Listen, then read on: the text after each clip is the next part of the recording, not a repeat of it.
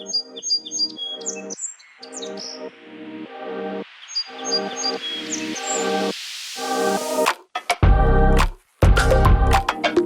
is Good News Santa Cruz. I'm Paula Maxfield. And I'm Alex Baker. So, Alex, here we are, pretty much smack dab in the middle of summer. Are you having a good summer? I'm loving it. It's amazing. Yeah, me too. I just want it to keep going and going and going. Well, it's time for a check-in. What makes it good? Oh, I mean, the weather. The weather today, even. Yeah, waking up, no clouds in the sky. No it's clouds. Awesome. The sun being out so late, and you just get such long days where you can do your work, do your errands, and then still get a lot of fun time to play and explore. And there's so much. I'll start. No, you're starting. I'm going to start. Well, we have a fresh list of 5 good things you can do to liven up your summer. Go, Alex.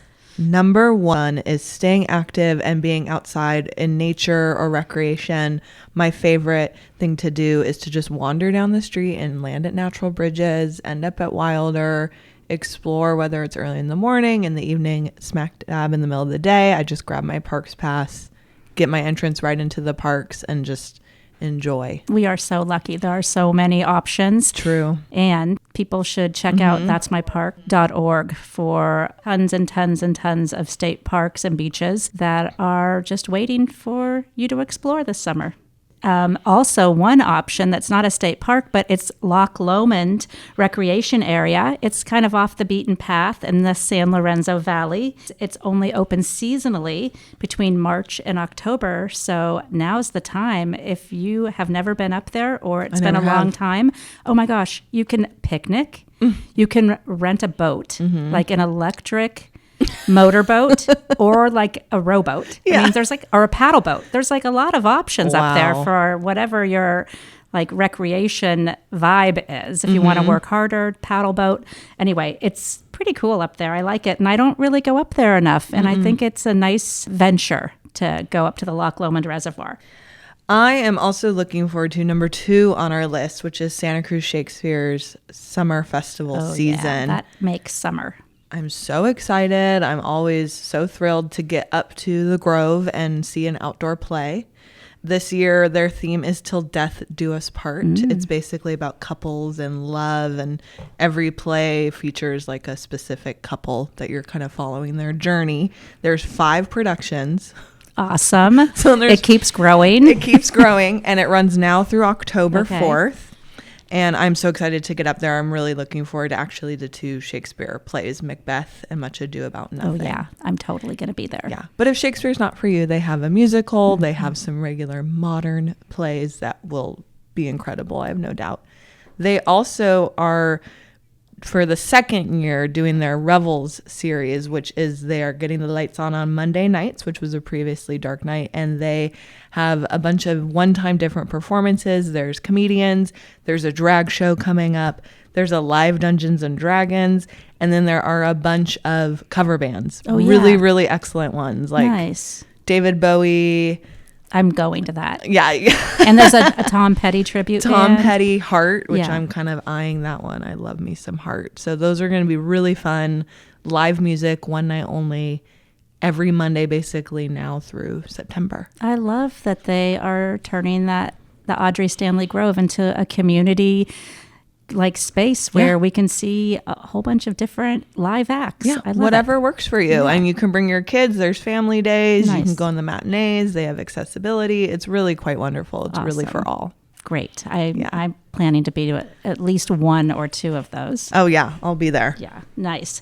Well, that segues so nicely into my pick, which is a reminder that Santa Cruz is filled with outdoor live music opportunities this summer. Yeah, there's the Revels now with those tribute bands. And there's also the Crow's Nest beach parties. The Wharf has live music, and Midtown Fridays. I mean, that basically could fill your calendar Monday through Friday. And the Twilight concerts on Wednesdays in Capitola. Oh, yeah. You could go every night of the week. You could. To free live music. Oh, my God. Well, maybe just at least one night of the week. But this is a reminder. Go see some live music. We're so lucky. Now for something completely different. When was the last time that you walked through the redwoods at night? Never. Never. It doesn't happen really. I mean, I don't think night hiking is what most people authorized, do. Not authorized night hiking. Well, okay, I guess there's that. Not authorized.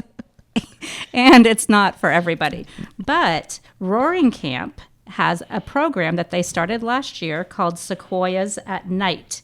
And obviously Roaring Camp is in Felton. They have a 0.8 mile loop walk. And listen to how they describe it. Immerse yourself in the majesty of the ancient sequoia redwoods with this intimate art and light installation in the Santa Cruz Mountains. Giant, intricate, lighted lanterns hang high overhead, surrounded by 1,000-year-old redwoods that are uplit to create a unique and awe-inspiring retreat back to nature. I mean, I had a chance to go check it out last year, and it was pretty cool. I don't think I've really seen anything like that before. Last on our list, well, it's not really a list anymore, but Paula. Alex. When was the last time you played a new board game? I did play a board game over the weekend, but it wasn't new. In fact, it was a very old childhood board game. Really? Called Sorry. That's a classic. It is a classic, yeah. I That's like fun. it, but that is not new. No. At all. What about you? I haven't played a new one in a while, at least not one I've enjoyed. You know, I've been strong-armed into Settlers of Catan, and that's not for me. Not for you. Okay. I'm more of a Scrabble Yahtzee. Yes. I love fast-paced. You like the word ones. The words, fast-paced, cribbage, ends quickly. So those are the kinds of games I like. Okay. Well, this is a new one. What do we got? We have an opportunity to play a new board game right here in Santa Cruz, courtesy of the Santa Cruz Water Department. They just released a new board game called Aqua Cruz. Nice. Yes, it's super fun, and this game puts players in charge of Santa Cruz Water's future. Here's what we know about Aqua Cruz. This board game puts players in charge of Santa Cruz's water future. Every decision counts in the race to close the water supply gap. Players will strategize which projects to pursue while navigating real-world challenges to keep the water flowing. Sounds intense. We got to keep the water flowing. Keep it flowing. It's critical. I know. So what can we learn from this game? I'm intrigued. I'm intrigued. If only there was someone who could tell us. And imagine that. Here today, our guest on Good News Santa Cruz is Heidi Luckenbach. Heidi is the director of Santa Cruz's Water Department, which serves nearly 100,000 people in the City of Santa Cruz and Live Oak. We're so excited that she is here. She's going to tell us all about this new game, how it came to be, and why we should jump in and play the game.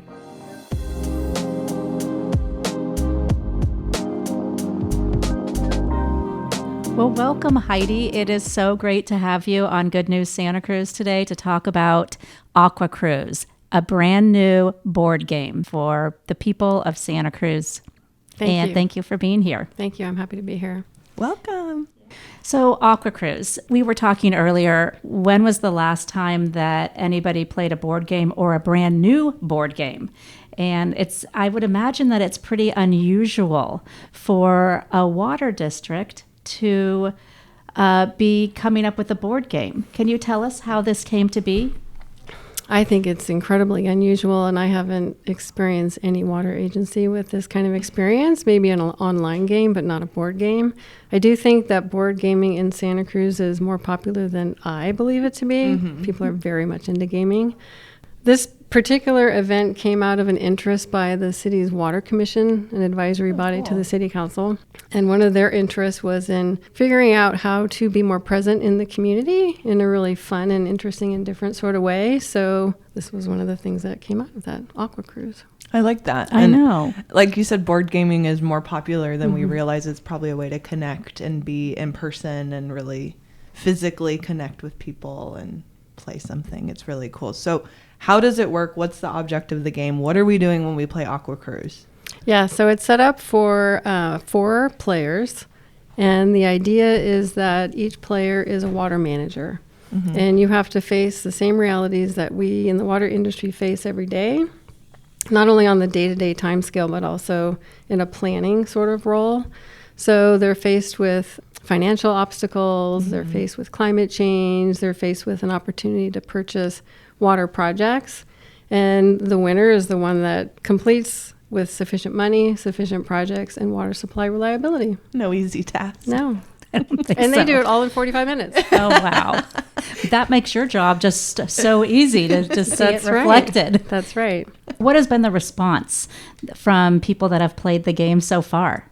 It's been really interesting, and I think hitting our goals on the spot. Our last experience, I was chatting afterwards with the group of players, the table that I was sitting at, and I received some emails even after the event saying that they understood more about water supply reliability, water challenges, weather changes, and were really interested in all of the pieces that go into supply planning, water supply reliability. So I was a little bit not dubious, because it is such a great game, but definitely wondering if the community was going to be able to, in that 45-minute to an hour time frame, really understand the complexities of water supply management.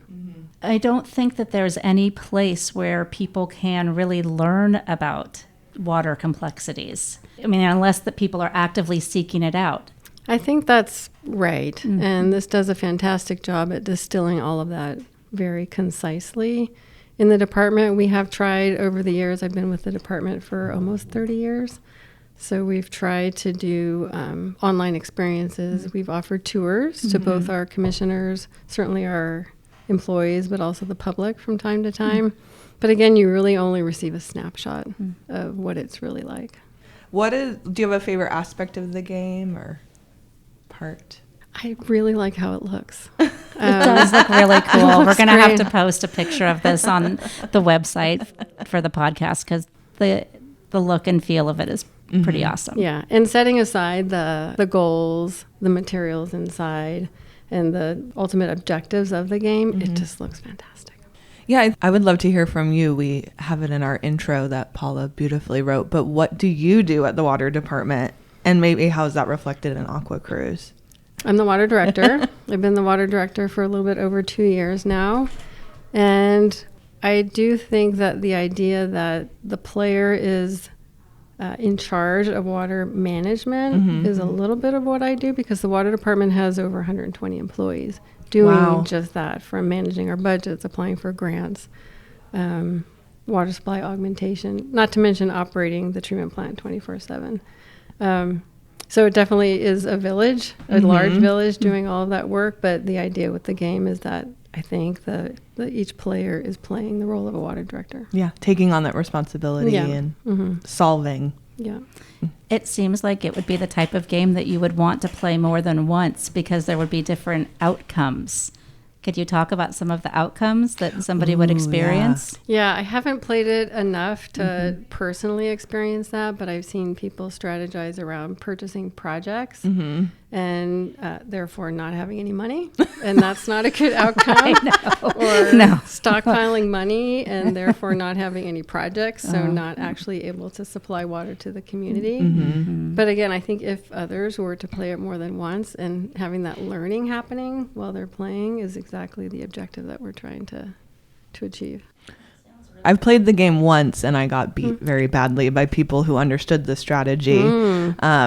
Because you want to either, most games you're trying to get all the money, or you're trying to, on the Monopoly board, you're trying to get all the spots. But this is the balance of ultimately like providing water for your community. Yeah.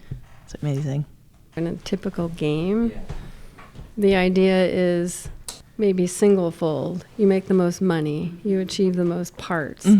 Whereas in this game, you're trying to accomplish all of them. And to have enough money means that you don't have enough water. And the parts of acquiring enough water that make the game particularly challenging is that you're faced with all of these external circumstances, like the impact of climate change. Or you've received a grant, or you didn't receive a grant, or you did a rate increase, but you weren't successful. So there's a whole set of things that the players, and in reality, the staff at the water department have to navigate through in order to be successful. Yeah. So you get these cards that you draw and have these scenarios that are all based off of real potential experiences, which is part of this game. There's nothing in this game that's abstract or built in. There is fantasy, nothing. really. It's Right. reality. Yeah. And so I'm assuming there was a lot of input from you and other staff members to create this game? Like based on actual scenarios or that you've been through, or scenarios that you predict, and things that you don't want to happen? Yeah, that's a great question. The water commissioners, we had a subset of them who were very interested either in the water system, water supply planning, conservation, or just gamers. And we did a lot of brainstorming. We did a few beta tests and realized that, that's not going to work, because all you have to do is X, Y, and Z, and you've won in 10 minutes. Right. And that's not achieving the goals of the game. So there was a lot of back and forth to get it to its state.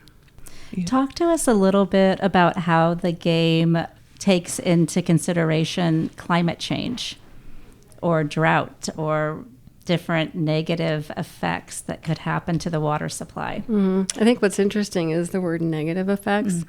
When we do think about drought, of course, we're thinking about changing climate, and invariably that means that we are going to be challenged with meeting our supply reliability goals. Other things that come up, however, are the notion of weather whiplash, where you see a condensed amount of rain at one time, and then it's dry, and then a condensed amount of rain at one time. But there's also opportunities built into the game around that scenario where you can capture more of that winter rainfall and use it for a project, or use it for sending out of our region to neighboring water agencies. So it's definitely a positive and a negative. The negative side, of course, is if you have 2 years of no rain, there are only a couple projects that you can purchase that will help you maintain reliable water supply. There's some strategy. Yeah, there's some strategy. I like my Yahtzee where it's just each round I know what's happening. Yeah. I think you're going to get a lot smarter after you play this game for sure. What do I want the community to understand is that it's multifaceted and more than just 2 or 3 facets, right? It's financial security, it's meeting the customer's needs, supply reliability, while at the same time making all that information accessible to people. And I think that's pretty key to the game. It is complex. It's grappling with some complex topics, which is what we deal with every day. But it does it in a way that I think people, after one round of it, really get a better sense of what it's like to operate a water system. And the complexities change every day, basically. Yes. That's what I'm thinking. It's just from you get a weather event, and that changes the balance.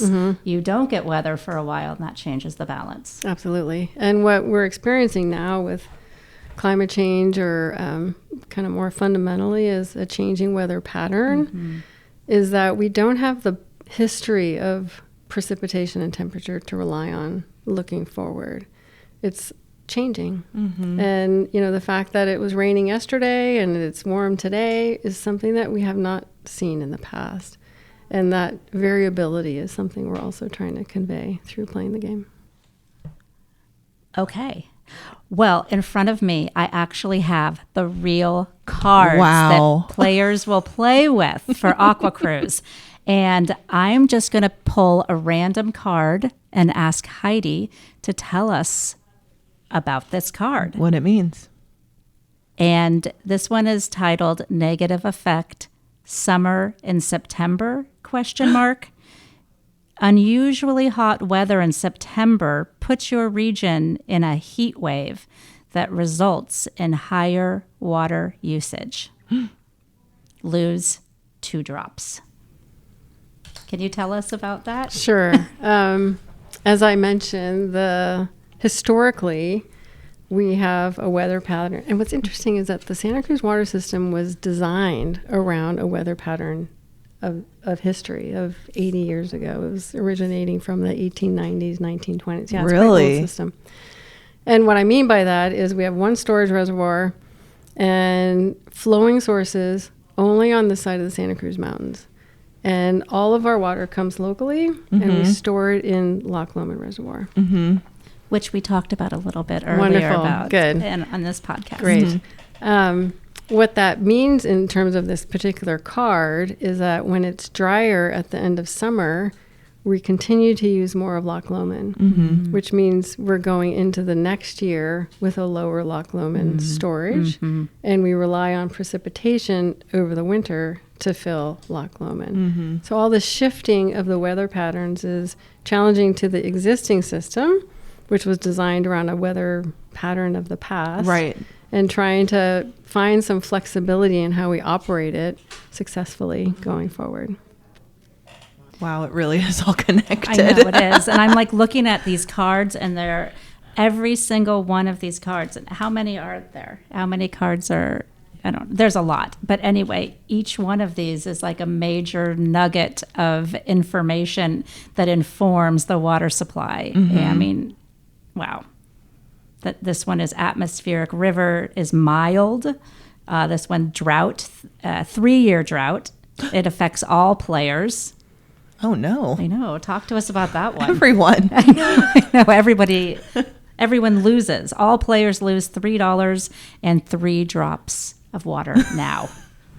And that one seems like a scary one. This card was a 3-year drought. Yes. I believe there's 5 water supply projects that you can purchase as a player. It's water transfers with other agencies, aquifer storage and recovery, conservation, recycled water, and desalination.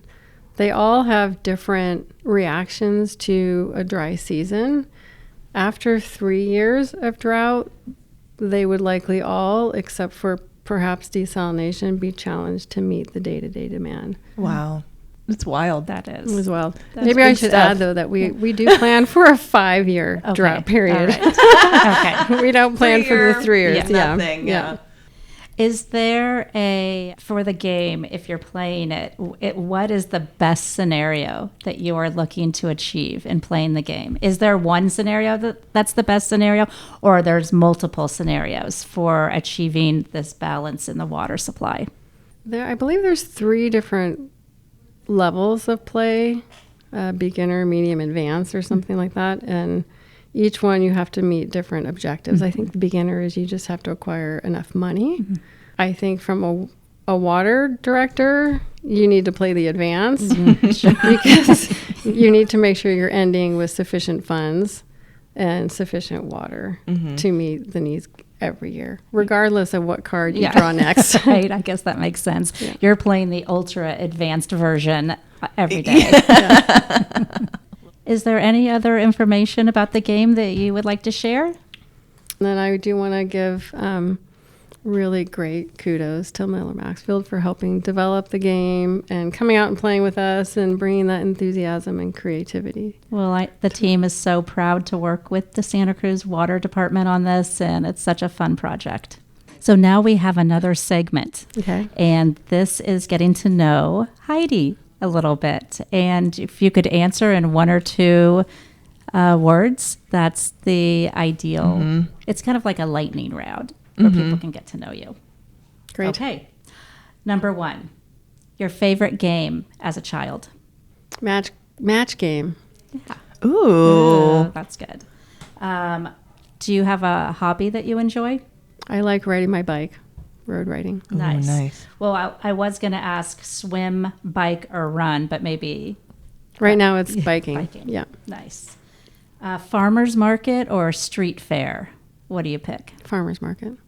And the best spot to see a sunrise or a sunset? Seascape. Nice. Ooh. Yeah. That is a good one. Yeah. Well, that concludes our Wonderful. lightning round of getting to know Heidi. That was fun. Thank you so much for coming on and telling us all about Aqua Cruz. And we hope to spread the word and get more people out to the events to play it for themselves and see just how complicated it is to do the great job that you're doing. Thank you both. Appreciate it. Thank you. Woohoo! Good News Santa Cruz is produced by Paula Maxfield, Alexandra Baker, and Calvin Men, with the creative team of Bill Maxfield, Natasha Asfor, and Connor Alexander. Good News Santa Cruz is a production of Miller Maxfield, Inc. Thanks for listening.